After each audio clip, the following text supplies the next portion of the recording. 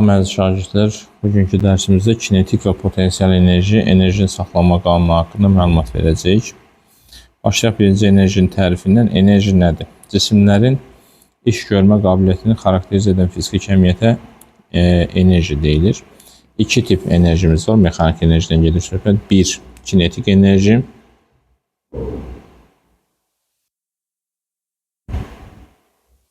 İki, potensial enerji.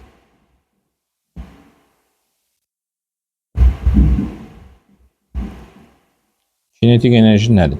Kinetik enerji cismin hərəkəti zamanı yaranan enerjiyə kinetik enerji deyilir və kinetik enerji cismin kütləsi ilə sürətinin kvadratı hasilinin yarısına bərabərdir. E hərfi ilə işarə olunur və mv kvadratı bölünsün 2 düsturu ilə hesablanır. Biz burada mv kvadratını mv vur v şəklində yaza bilərik. O zaman mv bizdən ötürü p olur pv. Onda düsturumuz hansı şəkildə düşər? Düsturumuz olar bu şəkildə. PV bölünsün 2. Sonra bu kəsrin sürət və məxrəcini m-ə vurur m-ə bölsək, belə bir ifadə alarıq. Burada izah olaraq verirəm. Olar m kvadrat v kvadrat bölünsün 2m. Bu isə bizdən ötürü p kvadratı bölünsün 2m ifadəsini verər ki, kinetik enerjimizin düsturu olar p kvadratı bölünsün 2m. Çevrə üzrə hərəkətdə biz mv kvadratı bölünsün 2 düsturunu radiusa vurub radiusa bölsək, v kvadratı bölünsün r bizdən ötürü a-dır. Bunda alarıq MA vurulsun R bölünsün 2. MA isə F'dir, olacaq FR bölünsün 2. Yəni biz çevrə üzrə hərəkətdə kinetik enerjinin düsturunu F vur R bölünsün 2 şəklində də yaza bilərik. Bu ifadələr olur bizdən ötürü kinetik enerjinin düsturları. Enerji vahidi olaraq istər kinetik enerji olsun, istər potensial enerji olsun, enerji isə vahidi joulun şərəfinə 1 jouldur. Əsas vahidlərinin ifadəsi isə 1 kilogram metr kvadrat bölünsün saniyə kvadratına bərabərdir. Gəlin enerjinin qrafiklərindən danışaq. Kinetik enerjimizin qrafikləri, kinetik enerji sürət və impulsdan parabolik asılıdır. Əgər kütləmiz sabit olarsa. Bizim kinetik enerjimiz kütlə ilə düz mütənasib asılıdır. O vaxt ki, sürətimiz sabit olarsa. Onda kinetik enerjinin kütlədən ikinci bir asıllığımız var ki, kütlədən asıllığımız tərs mütənasib ola bilər. O vaxt ki, bizdə impuls sabit qalsın. Bunlar olur kinetik enerjinin düsturları. Kinetik enerjimiz sürətlə kvadratik düz asılıdır. Bu o deməkdir ki, bizim kinetik enerjimiz sürətimiz zamanla nə cür asılı olsa da kinetik enerjimiz sürətin kvadratı ilə düz asılı olacaq. Məsələn, sadə bir sual deyirəm. Sürətin zamandan asılılıq qrafikinə yeyinləşən hərəkətdə biz xətt asıllıq verəcəyik. Amma bizim kinetik enerjimiz zamanla nə cür asılı olacaq? Kvadratik düz asılı olacaq. Çünki bizim kinetik enerjimiz sürətlə kvadratik düz mütənasib asılıdır. Yəni, sürətin asıllığının üzərinə kvadratik asıllıq deyəcəyik. Məsələn, bərabər sürətlə hərəkətdə, əgər sürətimiz qiymət və istiqamətçi sabitdirsə, avtomatik kinetik enerjimiz də sabit qalacaq. Məsələn, çevrə üzrə hərəkətdə sürətin modulu sabit qalır. Sürətin modulu sabit qaldığı üçün kinetik enerjimiz sürətin modulundan asılıdır, ona görə sabit qalır çevrə. Belə. Yəni biz kinetik enerjinin düsturunda sürətin yerinə çevrə üzrə hərəkətdəki düsturlarımızı da yaza bilərik. Bu oldu bizdən ötürü kinetik enerjinin asılılıqları.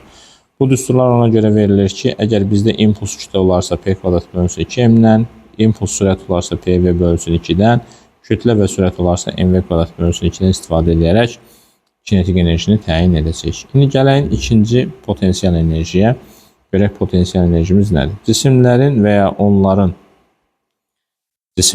ya onların qarşılıqlı təsir enerjisinə potensial enerji deyilir. İki cür potensial enerjimiz mövcuddur. Bir, gravitasiya sahəsinin potensial enerjisi. İki, yayın potensial enerjisi.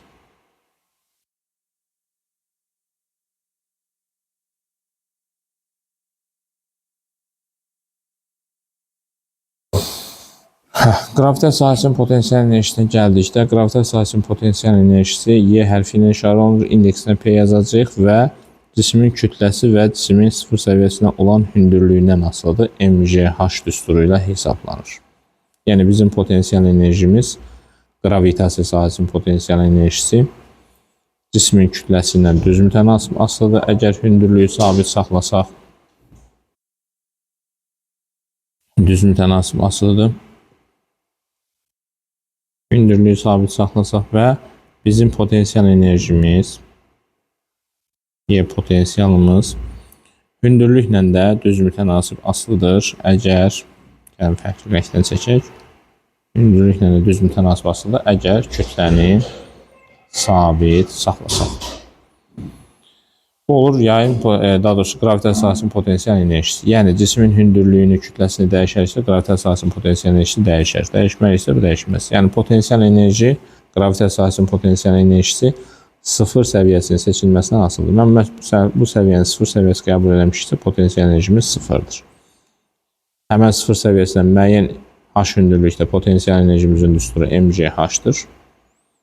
Və o sıfır səviyyəsindən aşağı hissədə isə bizim M kütləli cisimimizin potensial enerjisinə artıq biz mənfi MGH yaza bilərik. Belə. İndi gəlirik yayın potensial enerjisinə. Yayın elastik yayı deformasiya etdirən zaman yayda yaranan enerjiyə yayın potensial enerjisi deyilir. Yayın potensial enerjisinin düsturu Kx kvadratı bölünsün 2 düsturu ilə hesablanır. Biz Kx-ə F desək, onda F vurulsun X bölünsün 2 düsturu ilə hesablana bilər. Və yaxud da hər tərəfi K-yə vurub bölsək, F kvadrat bölünsün 2K düsturu ilə də hesablana bilər. İndi biz elastik qüvvəsini mg-yə bərabər götürə biləcəyimizə görə potensial enerjinin məsələn sərtlik sabit olduğu halda belə bir düsturunu yaza bilərik. M kvadrat J kvadrat bölünsün 2K düsturunu yaza bilərik. Bunu sadəcə sərtlik sabit olarsa yaza bilərik yerinə. Ümumiyyətcə buradakı F-in də yerinə mg ifadəsini istədiyimiz zaman yaza bilərik. Yəni bizə cismin kütləsini verərsə, avtomatik yayda yaranan elastik qüvvəsi cismin çəkisinə bərabər olduğu üçün mg düsturu ilə hesablanacaq. Bu düsturlara əsasən yayın potensial enerjisinin X-dən və F-dən asıllıq qrafiki olacaq parabola. F kvadrat bölünsün 2K, Kx kvadrat bölünsün 2 düsturuna əsasən və biz yayın potensial enerjisinin sərtlikdən asıllığını düz mütənasiblik götürəcəyik. O vaxt ki, deformasiyanın ölçüsü sabit qalsın və yayın potensial enerjisinin sərtlikdən asıllığını o vaxt tərs mütənasiblik qəbul edəcəyik ki, bizim üçün qüvvəmiz sabit qalsın. Bu da yayın potensial enerjisi. Elastik qüvvəsinin gördüyü iş, ağırlıq qüvvəsinin gördüyü işi də mexaniki iş və güc düsturlarının izahlarını verəndə qeyd edəcəyik. İndi gələk, biz tam mexaniki enerjimizə görək. Tam mexaniki enerji nədir? Tam mexaniki enerji cismin kinetik və potensial enerjilərinin cəminə bərabərdir. Və bu tam mexaniki enerji dəyişməz qalır, sabit qalır. Buna enerjinin saxlanma qanunu deyirik. Yəni biz görülən iş əks işarə ilə potensial enerjinin dəyişməsinə, görülən iş kinetik enerjinin dəyişməsinə bərabərdir. Bu ifadələrin bərabərliyindən alacağıq. Başlanğıc andakı potensial və kinetik enerjilərin cəmi son andakı potensial və kinetik enerjilərin cəminə bərabərdir. Yəni başlanğıc andakı tam enerji son andakı tam enerjiyə bərabərdir. Təbii ki, bu qapalı sistem üçün ödənir, enerji ikisi nəzərə alınmayan sistem üçün ödənir. İndi onda biz burada belə bir şey qeyd edə bilərik ki, əgər bizim potensial enerjimiz sıfır olarsa, onda kinetik enerji maksimum qiymət alar və o da tam enerjiyə bərabərdir. İkinci halda, əgər kinetik enerjimiz sıfır olarsa, onda potensial enerjimiz maksimum olar və tam enerjimiz həmən ifadəyə bərabər ola bilər. Məsələn, şaquli yuxarı atılmış cisim üçün şaquli yuxarı atılmış. Gəlin şəkil təsəvvür edək. Tutaq ki, cismi şaquli yuxarı atırıq yer səthindən. Cismimiz buradadır. Bura yer səthidir. Bu M kütləli cisimdir. V0 sürətindən yuxarı atılacaq. Bu 0 səviyyəsidir. Atılan anda, məsələn, bura A nöqtəsi yazaq. A nöqtəsində yazıram belə A nöqtəsi. Potensial enerji 0'dır və kinetik enerji maksimumdur.